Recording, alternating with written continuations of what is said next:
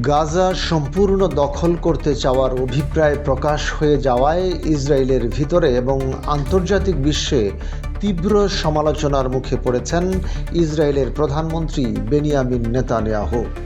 সমালোচনার ধাক্কায় নিজের কথাও বদলে ফেলেছেন তিনি।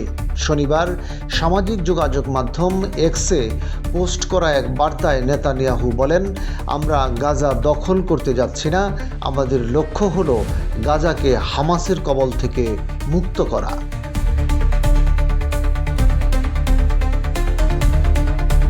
গাজাকে অসামরিকীকরণ করা হবে এবং সেখানে একটি শান্তিপূর্ণ বেসামরিক সরকার প্রতিষ্ঠা করা হবে, এমন একটি সরকার যার প্রতিনিধিরা কেউ প্যালেস্টাইনিয়ান অথরিটি, হামাস কিংবা অন্য কোনো সন্ত্রাসী সংগঠনের হবে না। আমাদের লক্ষ্য পূরণ হলে একদিকে যেমন আমাদের জিম্মিদের উদ্ধার করা সহজ হবে, তেমনি অন্যদিকে গাজা আর ইসরায়েলের জন্য হুমকি হিসেবে থাকবে না। গত 5 আগস্ট তেল আবিবে প্রধানমন্ত্রীর দপ্তরে নেতানিয়াহু এবং তার নেতৃত্বাধীন মন্ত্রিসভার সদস্যদের সঙ্গে বৈঠক হয় ইসরায়েলের সেনাপ্রধান লেফটেন্যান্ট জেনারেল ইয়ায়েল জামিরের সাথে।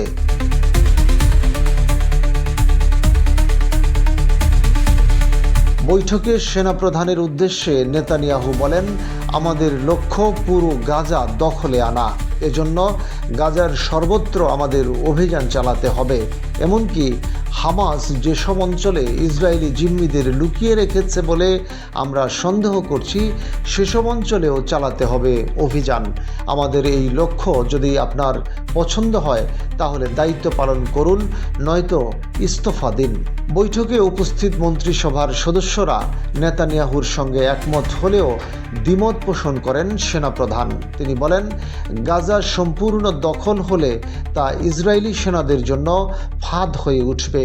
সেখানে বন্দী ইসরায়েলি জিম্মিদের জীবন আরও ঝুঁকির মধ্যে পড়বে এবং সর্বোপরি ইসরায়েলের সেনাবাহিনীর বর্তমান যে অবস্থা, তাতে গাজা সম্পূর্ণ দখলে নতুন অভিযান পরিচালনা করা সম্ভব নয়।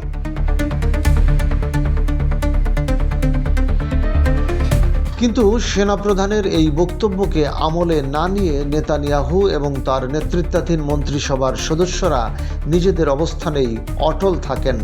গত বৃহস্পতিবার মার্কিন সংবাদ মাধ্যম ফক্স নিউজকে দেওয়া এক সাক্ষাৎকারেও নেতানিয়াহু বলেন, গাজা সম্পূর্ণ দখল করাই তার প্রধান লক্ষ্য।